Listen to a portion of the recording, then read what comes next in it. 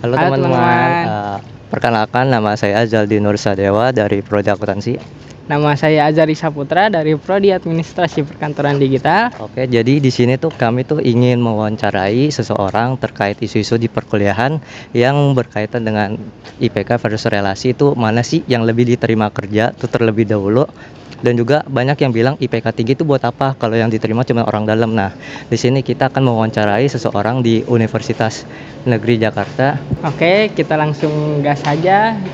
Selamat menonton dan nikmatinya ya.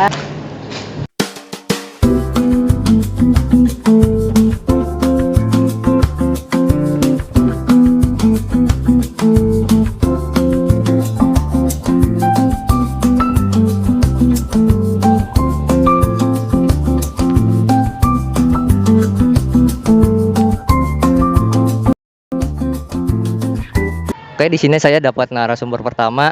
Perkenalkan dari prodi apa? Oke, perkenalkan nama saya Bagus Tri Mustafa dari Fakultas Matematika dan Ilmu Pengetahuan Alam dengan jurusan Pendidikan Kimia. Nah, aku nih mau nanya-nanya tentang terkait isu-isu yang ada di dalam di masa kuliah nih. Katanya tuh banyak tuh yang beranggapan IPK tinggi kalau nggak ada relasi tuh sulit dapat kerja. Nah, di sini aku mau nanya kepada Kak Bagus, pendapatnya itu di dalam dunia kerja tuh sebenarnya lebih penting IPK yang tinggi dengan skill yang mendukung atau eh, relasi yang banyak tapi IPK-nya tuh standar aja gitu. Oke, jadi ini antara dilema sih sebenarnya antara milih IPK ataupun relasi gitu. Jadi sebenarnya menurut aku itu dua-duanya itu harus imbang gitu lah, harus balance gitu. Jadi jangan mementingkan salah satu gitu, baik dari IPK yang besar tapi relasi yang standar atau yang sedikit maupun yang relasi yang tinggi ataupun IPK yang rendah gitu. Jadi sebisa mungkin kalian itu harus balance gitu, harus seimbang. Jadi IPK tinggi ataupun relasi juga tinggi supaya perusahaan-perusahaan itu pada melirik kita gitu loh. Jadi gitu Zaldi. Oke, jadi IPK itu harus seimbang ya dengan koneksi dengan IPK dan segala macam. Nah, kalau misalkan ya Kak Bagus tuh misalkan jadi HRD di sebuah perusahaan. Nah, misalkan ada yang si A ini IPK-nya tinggi, skillnya juga cukup bagus, sedangkan ini posisinya sama ya di dalam kerjaan. Dia ngelamar di posisi yang sama, sedangkan yang B itu IPK-nya tuh biasa aja, tapi ada orang dalamnya gitu. Menurut Kakak tuh lebih pilih yang mana gitu?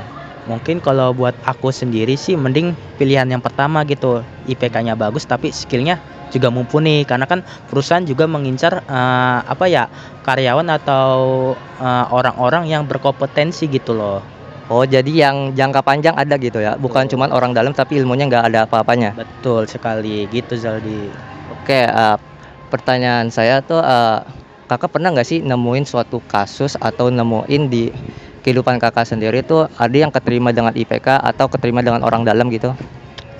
Kalau buat menurut saya sih banyak sih kayak gitu sebenarnya. Banyaknya yang di IPK-nya atau yang di relasinya gitu ya, atau yang orang dalamnya? Di relasi sebenarnya sih paling paling sering gitu. Oh, oke. Itu biasanya di perusahaan atau di mana ya, Kak, yang biasanya ada orang dalam kepakainya? Pasti perusahaan sih. Oke. Pertanyaan terakhir sih ya. Nah, ini gimana sih Kak bagi mahasiswa tuh untuk menyeimbangkan antara keduanya, antara koneksinya ada, IPK-nya juga tinggi itu gimana? Soalnya kan kalau biasanya kan jadi mahasiswa kalau dua-duanya imbang tuh sangat berat ya, apalagi mata kuliah pelajaran di kuliah kan itu berat-berat ya. Itu gimana cara menyeimbangkannya? Jadi sebenarnya di kampus itu kan ada melatih soft skill ya. Jadi kayak mungkin kita bisa berorganisasi ataupun ikut volunteer, itu bisa meningkatkan relasi kita gitu loh. Nah, sedangkan di kemudian hari di kampus itu kan ada kita pernah belajar gitu kan buat meningkatkan akreditas akademik kita. Jadi kita harus balance gitu. Kalau misalnya organisasi dan juga akademik itu harus seimbang. Jadi begitu. Terus kalau misalkan mahasiswa tuh yang nggak kuat di keduanya itu saran Kakak gimana? Mungkin buat saran aku itu harus jadi polemik salah satu ya. Kalau misalnya mahasiswa tersebut tidak mampu gitu, misal, oh aku nggak sanggup nih di IPK, mungkin aku bisa nih di relasi. mungkin dari salah satu, oh aku nggak mungkin nih buat berkumpul buat menghubungi relationship gitu, mungkin aku bisa fokus di salah satu akademik gitu. Oke, baik Kak. Terima kasih. Mungkin ini sudah cukup terjawab ya bagi banyak yang orang nonton tentang masalah-masalah isu di perkuliahan. Oke, terima kasih kepada Kak Bagus atas pendapatnya.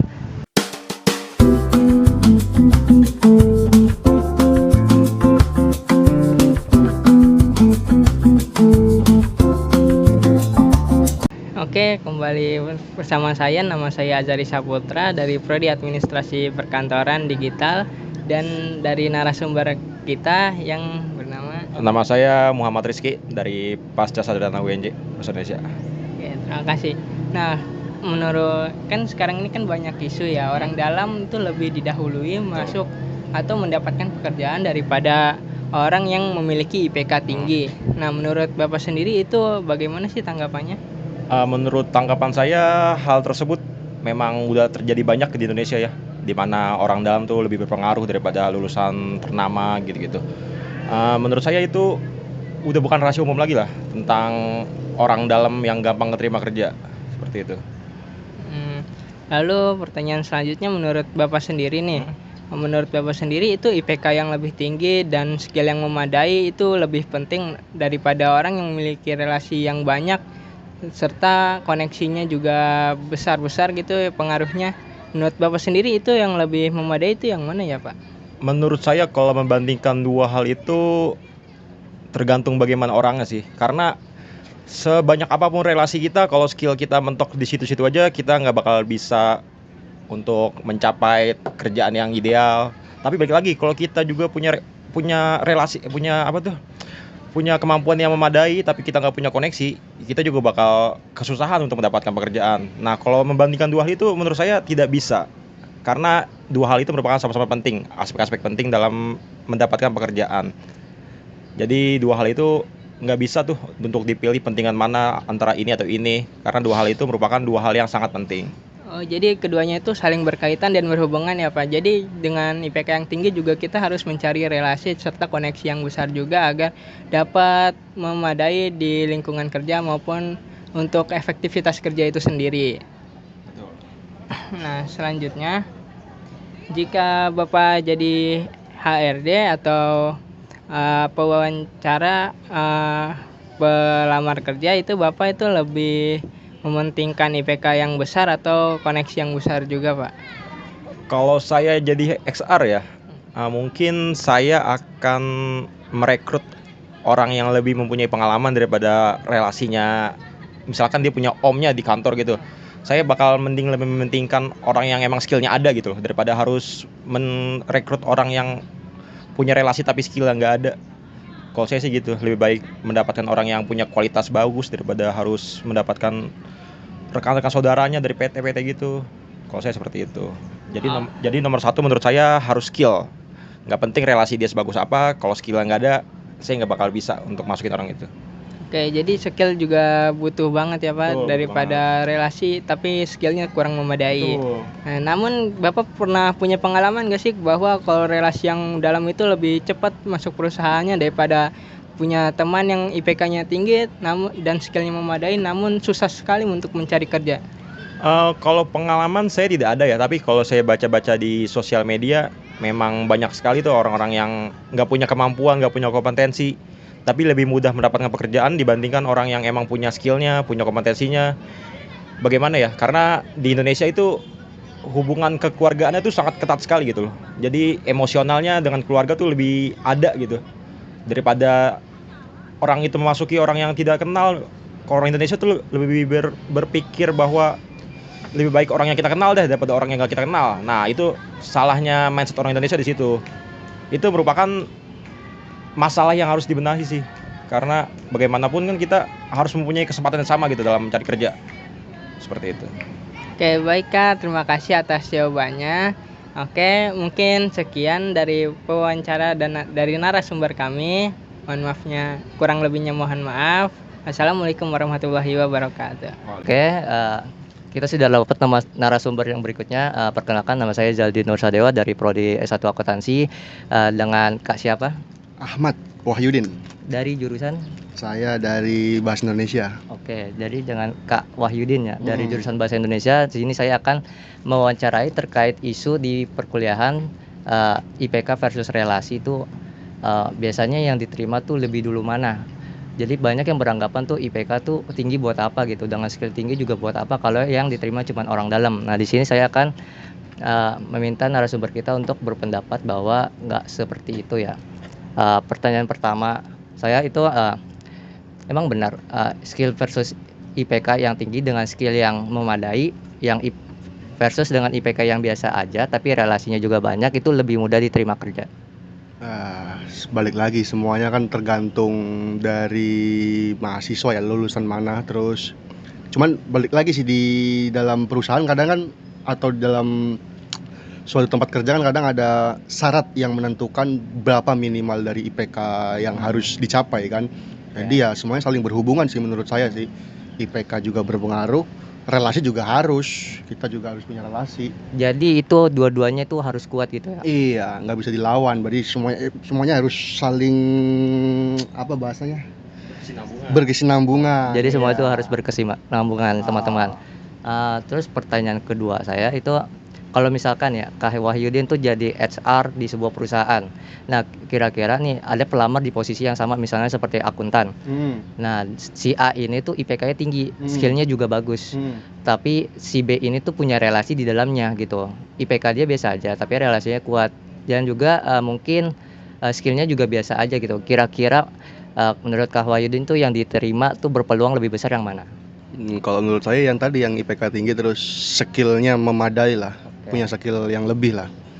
Soalnya kan dari IPK saja sudah tergambarkan kan bagaimana kemampuan dia dalam belajar, kemudian untuk relasi nanti bisa sambil jalan lah di dalam perusahaan itu misalkan. Tapi kan kalau biasanya ya di sebuah perusahaan tuh yang relasinya ada tuh biasanya lebih dipercaya gitu daripada keterima orang asing yang baru itu masuk. Ya, kalau saya sih, saya nyatanya bisa kok masuk kerja tanpa ada relasi. Jadi menurut saya ya balik lagi sih ke kemampuan, skill, dan IPK. Oke, jadi Iya. balik lagi kemampuan, skill, dan IPK-nya teman-teman. Iya. Oke. Pertanyaan berikutnya, untuk mahasiswa awal atau mahasiswa yang sedang mempersiapkan karirnya, itu biasanya harus difokuskan kemana? Cari relasi sebanyak-banyaknya atau cukup latih IPK aja gitu? Jadi harus belajar dengan sungguh-sungguh. Ya, kalau untuk mahasiswa awal saya sarankan sih untuk nikmati dulu lah di kampus, entah itu ikut organisasi, entah itu untuk ikut kegiatan-kegiatan yang bermanfaat. Itu satu, untuk menambah relasi. Kemudian tetap harus punya tanggung jawab belajar lah, karena kan masih semester awal kan, masih cuman belajar doang kan, teori doang, belum ada penelitian, belum ada pengabdian atau segala macam. Jadi kalau di awal-awal mending ya itu tadi, fokus belajar, ikut organisasi.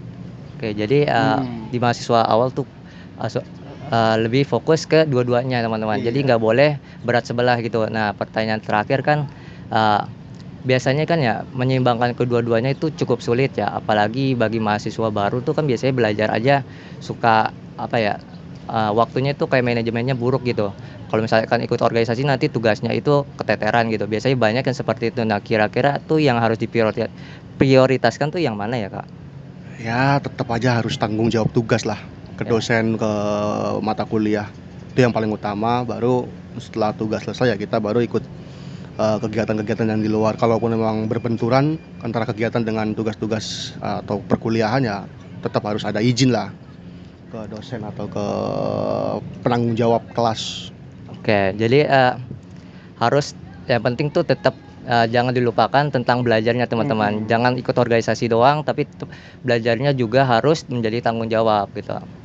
Oke, itu saja dari narasumber kita, Kak Wahyudin. Terima kasih atas pendapatnya dan tanggapannya. Kurang lebihnya dari saya.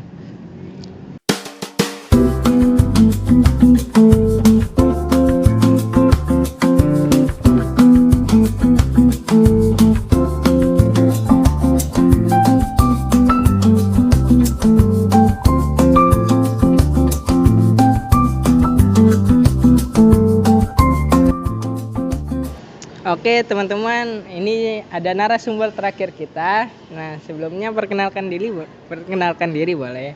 Halo semuanya, perkenalkan nama gue Egy Ramadina Haq dari Prodi Pendidikan Kimia, Fakultas FMIPA. Oke kak, yang ganteng. Terima kasih. Oke, kan akhir-akhir ini banyak sekali tuh perbincangan tentang IPK versus relasi. Nah, banyak sekali yang bilang bahwa relasi itu banyak diterima lebih dulu daripada IPK yang tinggi. Menurut kakak sendiri tuh gimana sih? Itu sih tergantung dari prospek atau pekerjaan apa yang nantinya pengen kalian ambil ya. Kayak contohnya mungkin kedokteran tuh nggak mungkin ya kita mentingin relasi ketimbang IPK ya. Jadi mungkin kalau tergantung juga ke pekerjaan yang pengen diambil di akhir nanti gitu. Tapi kayaknya kedokteran itu banyak juga sih yang masuk lewat jalur orang dalam. Nah, kalau menurut kakak itu gimana cara mengatasinya tuh? Sebenarnya kita juga nggak boleh yang namanya ngejudge soal yang namanya relasi itu lebih baik ketimbang yang IPK, karena emang sebenarnya itu dua hal itu saling berkesinambungan. Jadi kenapa nggak dua-duanya aja gitu? IPK kita bagus dan juga relasi kita juga bagus gitu. Jadi kalau ditanya lebih baik mana, ya menurut saya lebih baik dua-duanya diseimbangkan. Karena emang kedua-duanya itu penting tuh untuk pekerjaan kedepannya gitu. Oh, jadi lebih baik kita seimbangkan. Tidak cukup hanya IPK yang tinggi dan kemampuan yang tinggi, namun juga butuh relasi yang bagus juga. Betul Oke. banget. Nah, kalau kakak sendiri punya pengalaman gak sih bahwa banyak banget orang dalam gitu dari organisasi kah, dari pekerjaan kah, kayak magang gitu, kali kakak pernah? Untuk sejauh ini sih nggak ada ya saya punya pengalaman terkait orang-orang yang bekerja masuk lewat relasi. Tapi emang mungkin di lingkungan saya punya cerita yang cukup sama, yang dimana orang-orang itu masuk pekerjaannya lewat orang dalam mungkin bahasa kasarnya ya. Jadi ya mungkin saya juga cukup familiar soal kata-kata orang dalam dan relasi ini gitu. Nah, jika diberi permisalan nih kakak misalnya tuh kayak HRD. Nah, di situ ada pegawai baru nih. Oke. Nah, satu pelamarnya itu memiliki IPK yang tinggi serta kemampuannya yang bagus, tapi relasinya masih minim dan kecil. Nah, lalu satu lagi ada IPK yang cukup biasa-biasa saja dan skillnya biasa-biasa saja, tapi relasinya tuh sangat besar dan memiliki koneksinya tuh sangat banyak sekali. Nah, dari posisi itu kakak lebih memilih yang mana sih? Kalau dari saya pribadi, saya akan memilih orang yang punya IPK tinggi. Karena menurut saya, yang namanya relasi itu bisa dibangun lebih dalam lagi atau bisa ditingkatkan terus-terus sesuai dengan seiring berjalannya waktu. Sedangkan orang-orang yang punya IPK-nya mungkin bisa dibilang biasa saja atau tergolong rendah, itu mungkin agak sulit ya untuk memperbaiki yang namanya pola pikir. Soalnya kan IPK ini masuk ke pola pikir kita dalam saat kita sedang berkuliah, itu seperti apa gitu. Jadi secara saya pribadi, saya lebih milih orang yang punya IPK tinggi dan juga punya skill yang bagus gitu, ketimbang relasi. Oke, terakhir nih. Kan kalau tadi yang seperti yang saya bilang, IPK yang tinggi tuh sulit mencari pekerjaan dibandingkan relasi yang luas ya. Apakah pernyataan itu emang benar ya? Mau nggak mau, saya harus mengatakan iya. Di Indonesia ini, yang namanya relasi itu sangat dipenting. Walaupun menurut saya itu juga kurang adil ya, yang lebih diutamakan itu soal relasi. Tapi ya ternyata di lapangan seperti demikian, relasi lebih penting bagi HRD dan lain sebagainya dalam pemilihan orang-orang yang bekerja di kantoran sana. Jadi ya, namanya juga Indonesia ya. Nah, menurut kakak itu bisa diatasi nggak sih untuk saat ini atau untuk kedepannya? Menurut saya bisa banget. Ini juga tergantung regulasi nanti di pemerintahan sana bagaimana menanggapinya. Dan juga menurut saya yakin orang-orang yang punya IPK tinggi, orang-orang yang punya skill, pasti akan bisa mengalahkan orang-orang yang punya relasi lebih banyak gitu. Karena kan mereka punya poin plus tersendiri dibanding orang-orang yang punya relasi itu gitu. Betul sekali ya. Oke, mungkin itu saja pertanyaan dari kami. Nah, atas partisipasinya kami Oke. sangat berterima kasih. Oke. Untuk ya. Oke, mungkin sekian saja. Terima kasih ya. Oke, thank you. Sip. Thank you so much. Oke. Setelah kita wawancara beberapa narasumber, kita ingin menganalisis hasil wawancaranya nih guys. Nah, menurut teori pendidikan, IPK dan kompetensi lebih penting untuk diutamakan dibandingkan relasi. Hal ini karena tujuan pendidikan adalah mengembangkan pengetahuan, keterampilan, dan kemampuan peserta didik agar dapat memperoleh kesempatan berdasarkan prestasi dan kemampuan yang dimiliki.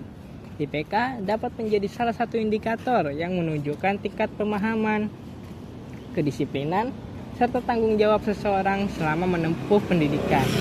Selain itu, kemampuan dan keterampilan yang dimiliki juga menjadi fondasi modal utama untuk menghadapi tantangan dalam dunia kerja. Meskipun demikian, relasi atau networking juga tuh memiliki peran yang penting. Relasi itu juga dapat membantu seseorang tuh memperoleh informasi yang memperluas peluang dan membangun kerjasama dengan berbagai pihak. Namun, relasi hanya berfungsi sebagai faktor pendukung dan tidak dapat menggantikan kemampuan yang lebih nyata yang dimiliki seseorang. Nah, dengan demikian, berdasarkan teori pendidikan IPK dan kompetensi itu seharusnya lebih diutamakan karena mencerminkan kualitas dan prestasi individu. Sementara itu relasi tetap diperlukan untuk mendukung saja dan memperluas kesempatan dalam dunia kerja sehingga keduanya itu dapat saling melengkapi untuk mencapai kesuksesan ya. Jadi intinya harus bang. Nah kemudian kesimpulan yang didapat tuh berdasarkan teori pendidikan IPK dan kompetensi lebih diutamakan karena mencerminkan prestasi seseorang. Pengetahuan dan kemampuan seseorang meskipun relasi memiliki peran penting dalam membuka peluang kerja, keberhasilan dan perkembangan ke karir tetap juga bergantung pada kualitas dan kemampuan yang dimiliki individu. Nah, pelajaran yang didapat tuh dari hasil wawancara kita, pelajaran yang dapat diambil tuh adalah bahwa prestasi akademik dan pengembangan keterampilan tuh merupakan modal utama. Nah, di sini jelaskan modal utama untuk bersaing di dunia kerja. Selain itu relasi dan networking juga penting. Itu penting juga untuk memperluas kesempatan sehingga keduanya perlu dikembangkan secara seimbang dan saling melengkapi. Nah, mahasiswa juga disarankan untuk terus meningkatkan IPK, keterampilan, dan pengalaman yang relevan dengan bidang yang diminati. Di samping itu, mahasiswa juga perlu aktif membangun relasi melalui organisasi, kegiatan kampus, magang, maupun komunitas profesional agar memiliki peluang yang lebih besar dalam memasuki dan berkembang di dunia kerja. Oke, itu saja yang bisa kita dapat simpulkan. Oke, kurang lebihnya mohon maaf. Terima kasih sudah menyaksikan. Bye.